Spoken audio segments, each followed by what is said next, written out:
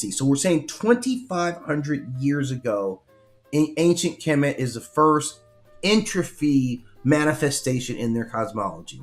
By 1500 BCE, in the early Vedic period on the Indian subcontinent, this is where we hear the formational talks about the deity that would be Shiva. Why are you only half the screen? I want you the whole. All right. Anyway. So this is when we first start to get in their cosmology on the Indian subcontinent the idea of the cyclical order. So that cyclical order set the framework for Shiva being the one who dissolves order at the end of it.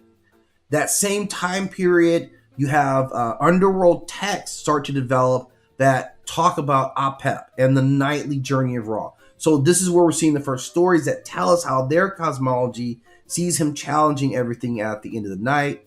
By 700 BCE and the Hesiod's theogony, we hear the story of Cronus. This is the first introduction of Cronus that became a generational story, right? This is defined how succession worked in that belief system.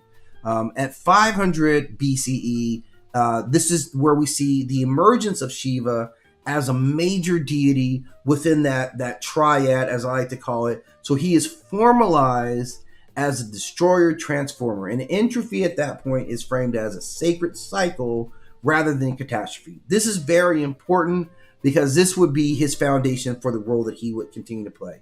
By 500 BCE, we're also seeing in Greeks, it is far more kind of formalized at that point in Greek culture. And then well into the 1800s, we begin talks about thermodynamics in general.